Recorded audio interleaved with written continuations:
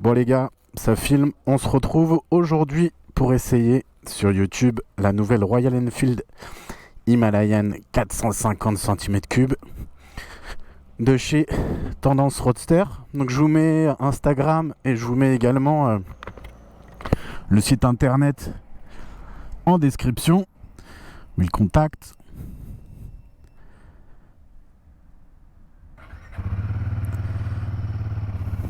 Bon, ce petit bruit.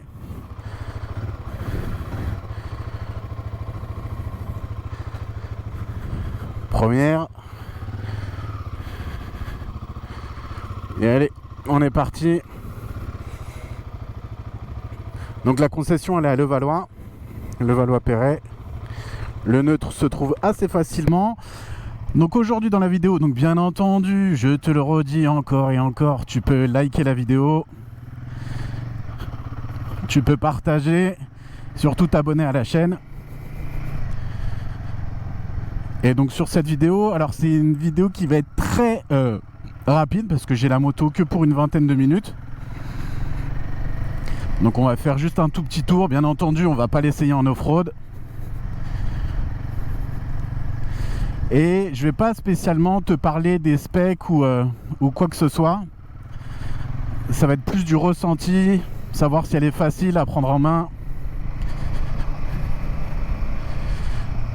Donc en plus, il faut s'habituer au nouveau TFT.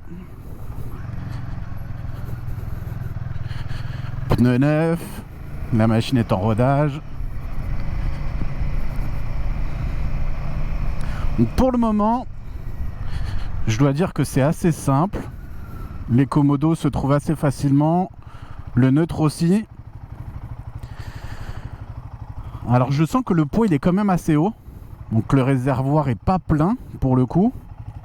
Mais je sens que voilà, ça a tendance un peu à tanguer.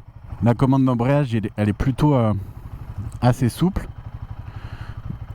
Elle est souple sur le début et un peu dure sur la fin. Donc je vais attendre de vraiment la prendre en main pour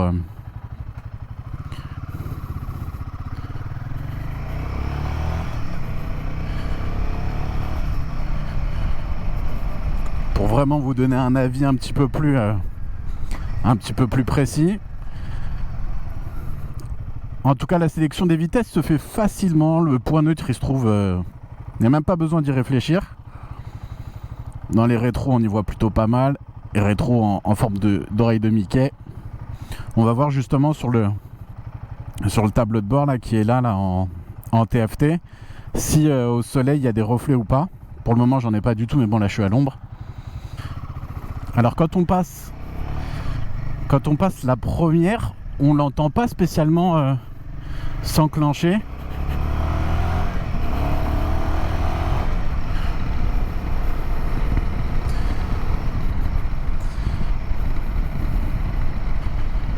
On n'entend pas le fameux clac qu'on peut avoir sur d'autres motos.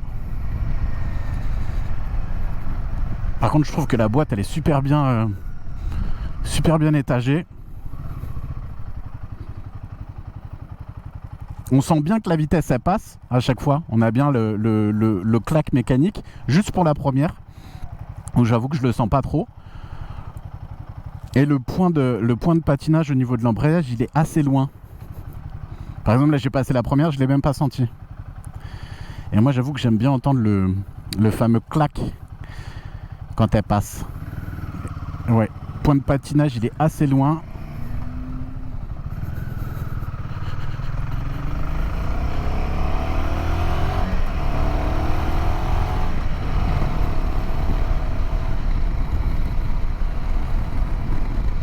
Cinquième à 70, on est à moins de 4000 tours minute.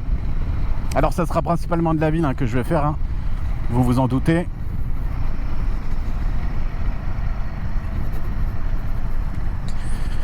Donc je vais vous mettre, pendant que je vous parle et que je fais le tour justement, je vais vous mettre les différentes caractéristiques techniques du véhicule. Le nombre de chevaux, le couple, la capacité du réservoir, la consommation, etc. etc. Donc là on a un petit joystick pour aller dans les systèmes, mon véhicule, préférence trajet, apparence. Et il y a la possibilité de connecter dessus Google CarPlay. Sur le TFT, on a bien entendu le contour, le rapport de vitesse engagé, le kilométrage, la température extérieure, l'heure.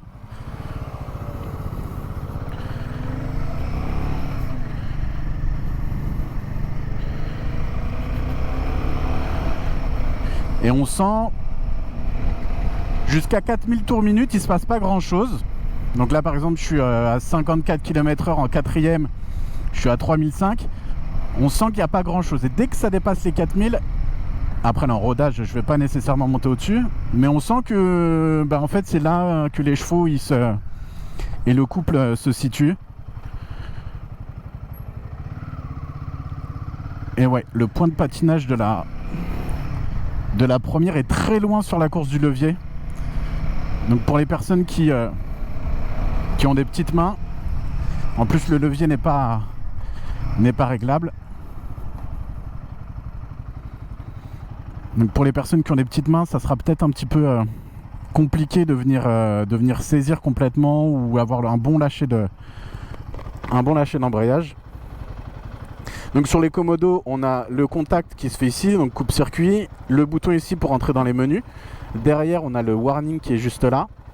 Et sur l'autre côté, on a les clignotants, on a la possibilité de faire appel de phare et plein phare, klaxon, et on a un mini joystick ici pour venir sélectionner les différents paramètres qu'on va avoir là.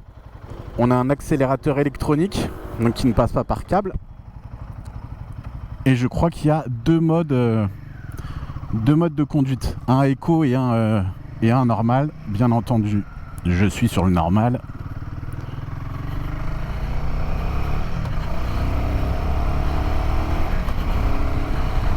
Ouais, dès qu'on dépasse les 4000, hein, c'est ça qui va être plutôt intéressant. Au niveau de l'assise, on peut s'avancer et se reculer. Ça, c'est plutôt cool. Alors oui, à savoir, moi je fais 1m80 et j'ai un pied à plat complètement et l'autre pied j'ai 3/4 dessus.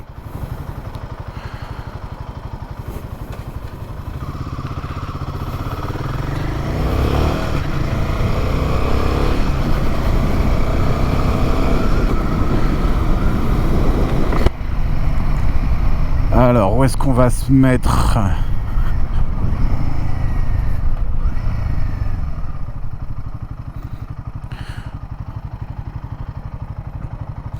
Frein avant à deux doigts, ça suffit, hein. Voilà, là, par exemple pour le freinage, les deux doigts ont suffi.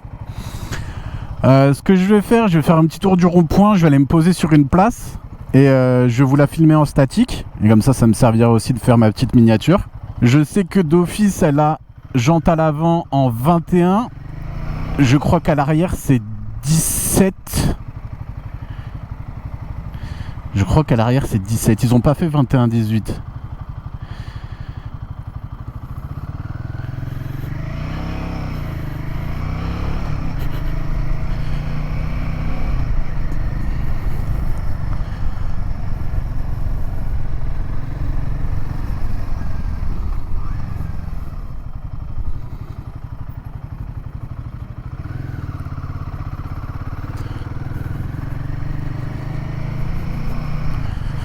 Donc là on va prendre à droite.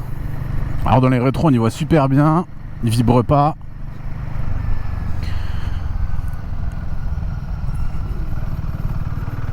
On va avoir un petit dodane, comme ça on va voir les suspensions. Nickel. On n'est pas trop chahuté, ça a l'air de plutôt bien absorbé. Hop, je vais me caler juste là.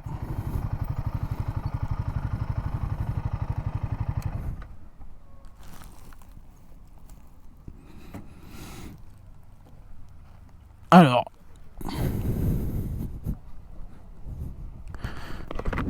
la béquille centrale, elle a une forme un peu bizarre là, en forme de banane, je sais pas si vous voyez. Et du coup, quand on veut la sortir, on est gêné par le cale-pied arrière. Donc ça, c'est une petite chose, je pense, qui peut être gênante. Enfin, faut être sûr de bien trouver la la béquille. Sinon là vous voyez le coloris donc noir et doré, jantes dorées. Plutôt pas mal. Le petit pot avec une sortie un peu fine qui donne un super effet. Donc je vais vous mettre le prix bien entendu de ce coloris là juste en dessous qui va apparaître au moment où je vous le dis. Donc roue de 21 à l'avant, roue de 17 à l'arrière. On est sur des pneus Seat, C-E-A-T Grip. Alors je crois que c'est indien comme marque de pneus. Vous voyez un peu la hauteur, hein, je vous mets pareil la hauteur de selle. Je sais que la suspension arrière est réglable, je crois en précharge. Et voilà pour un peu l'aspect extérieur. Je vais en profiter, sortir mon téléphone pour en faire une petite photo pour la miniature. Voilà, ça c'est fait et on va repartir. On va essayer d'essayer un petit peu d'autres choses, même si le côté off-road, bien entendu, il n'y aura pas. Et je trouve aussi, ce que j'ai vu tout à l'heure, quand on est dans cette position-là et qu'on doit la relever, on sent que le poids il est très haut. On sent que le poids il est vraiment au niveau du réservoir. Et donc ça peut être un peu gênant. Donc bien entendu, dis-moi ce que tu en penses dans les commentaires. Si toi c'est un modèle qui t'intéresse ou pas.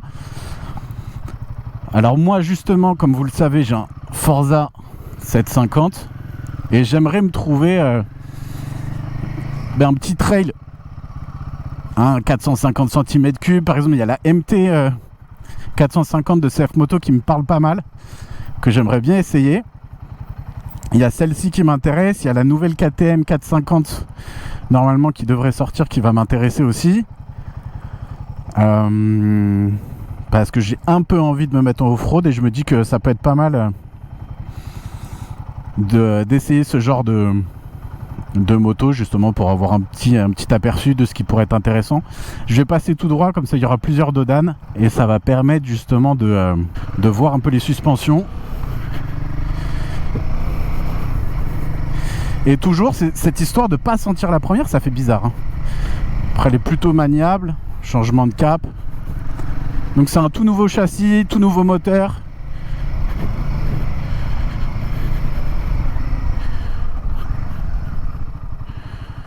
Frein avant est plutôt bon, même si là on n'est pas sur des vitesses transcendantes ou autres.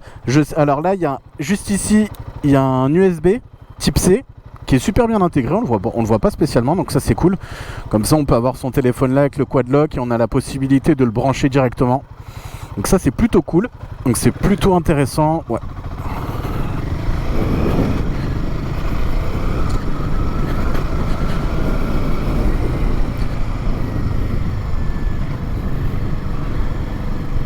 Ah, ça se manie plutôt bien, hein. Ils ont bien fait le... On sent, la seule chose en fait, on sent que le poids il est en haut. En plus on a les crash bars ici d'origine qui viennent rajouter du poids, bien entendu. On sent que le poids il est assez haut perché, mais le châssis a l'air plutôt joueur. Il n'est pas rigide, mais c'est plutôt pas mal.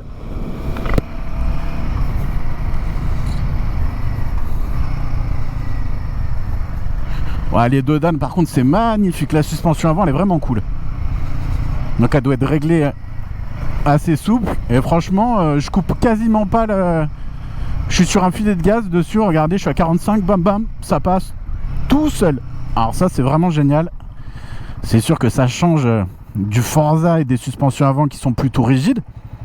Mais là pour le coup ça peut être, donc bien entendu, une moto pour faire un peu de off-road. Si on l'équipe un peu, par exemple on change les pneus, on change les réglages un peu des suspensions, etc.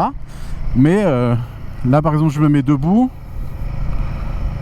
Ah, la position elle est assez naturelle, hein. Ça a de la reprise.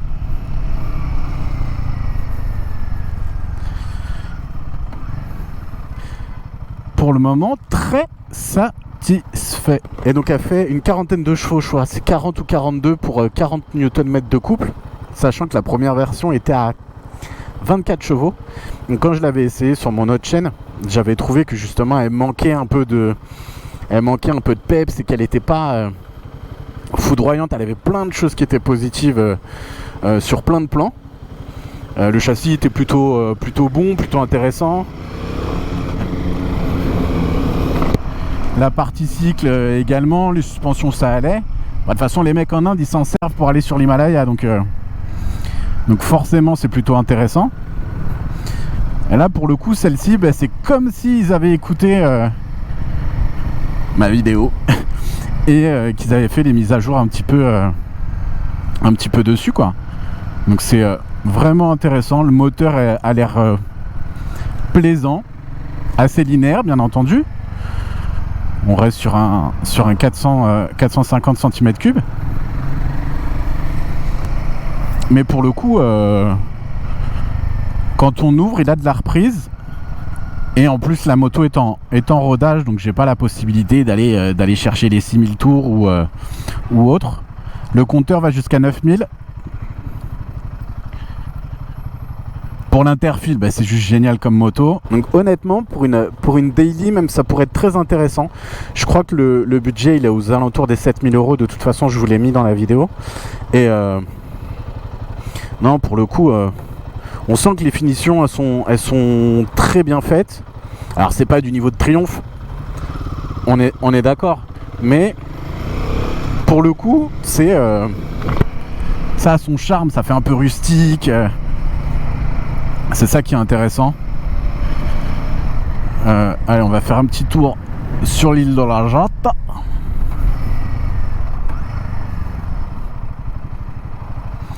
Le point neutre, il se trouve d'une manière jouissif. Donc en termes de ressenti, ce que je peux vous dire, parce que c'est un essai qui dure pas longtemps, qui dure que 20 minutes. Alors là, la chose que je peux vous noter là déjà directement, j'ai mis le clignotant, je le vois pas beaucoup sur le TFT.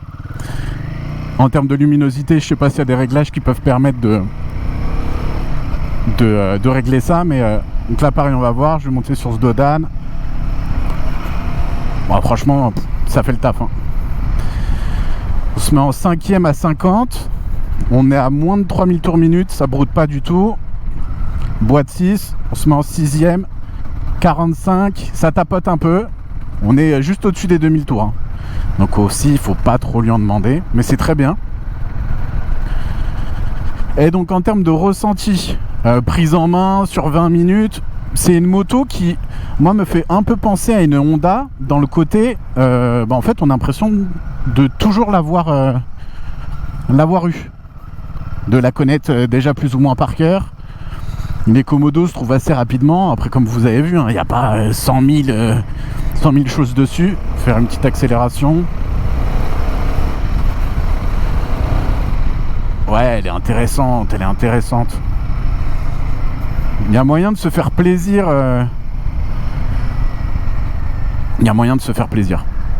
En fait, voilà, c'est un moteur qui est attachant. Donc sur les gros freinages, la suspension a tendance à plonger, puisqu'à mon avis, elle est réglée en souple. Mais honnêtement, c'est le genre de moto, je pourrais facilement lui mettre un 8 sur 10. La petite bulle à l'avant, après j'ai pas des vitesses excessives, mais elle va pas vous protéger énormément. Donc faudra après regarder dans le catalogue d'accessoires et voir s'il y a la possibilité d'avoir une bulle plus longue. Alors je crois qu'il y en a une. Mais honnêtement, il n'y a rien à dire. Ouais, facilement 8,5 sur 10. Point négatif, je dirais béquille très longue, qu'on a du mal à aller chercher. On sent que le poids est un peu haut sur la machine. Alors c'est pas nécessairement handicapant, mais pour débéquiller, pour justement la relever, il faut faire un effort. La luminosité au niveau de l'écran, là j'ai des reflets, je vois beaucoup mon manteau par exemple. Peut-être mettre un wrap par-dessus mat, qui pourrait être intéressant, du coup on aurait plus de problème. Et on va dire en autre point négatif, j'ai parlé du poids, j'ai parlé de la béquille, et ouais, le fait que on sente pas quand on passe la première. Là j'ai passé la première, je la sens pas du tout. Moi c'est quelque chose qui me gêne. Alors peut-être pas vous. On va allonger un peu. Ouais,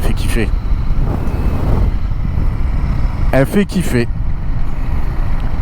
Honnêtement, pour la vie de tous les jours, pour aller faire un peu de off-road, aller chercher le pain le matin dans la campagne.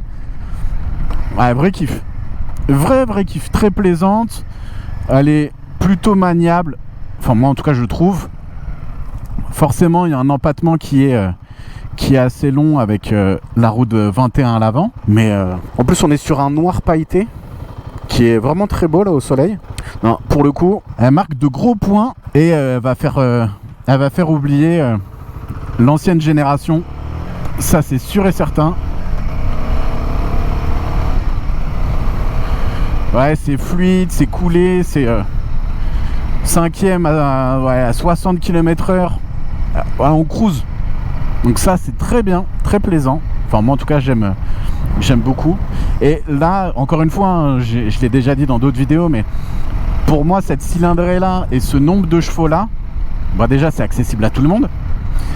Et en ville, pour faire du périurbain, un peu d'autoroute, on n'a pas besoin de plus. Vraiment pas besoin de plus. C'est le couteau suisse indien. Voilà, ça pourrait être ça le titre de la vidéo. Vraiment, rien à dire. Les rétros, on y voit nickel, ça vibre pas. Il y a quelques vibrations qu'on ressent au niveau du... À cale-pied, non, ça serait mentir. Ça serait plus au niveau du réservoir, sur les genoux, qu'on va sentir ça vibrer. Mais sinon, c'est très bien. Franchement, lui mettre des pneus à crampons, un petit pot, et après le petit pot c'est juste pour faire kéké et pour avoir un brais un peu plus plaisant, mais des pare-mains, il y a un sabot moteur dessus, un petit sabot moteur, et vous êtes parti, hein. Donc franchement, moi je kiffe bien. Et en attendant d'aller essayer la CF Moto, la MT, bah là, je suis plutôt séduit. Faudra juste voir l'embrayage, s'il y a la possibilité de régler la course. Normalement oui, hein, avec la molette qu'on a ici. Et franchement, très bien quoi. Très bien, dès qu'on se met debout. Je sais pas si vous me voyez là dans la vitrine. Non, franchement, grand kiff. Grand kiff.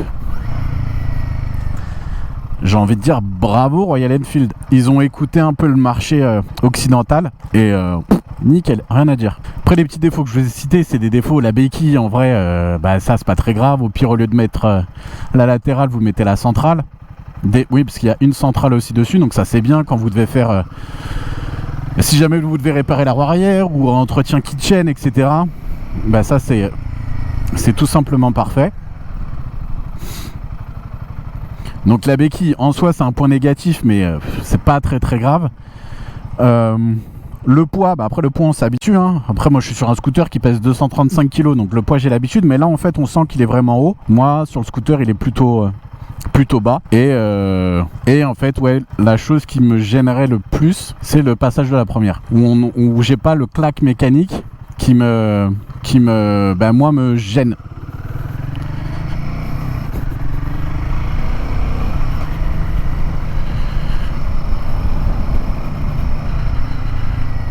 Et donc là, je retourne à la concession.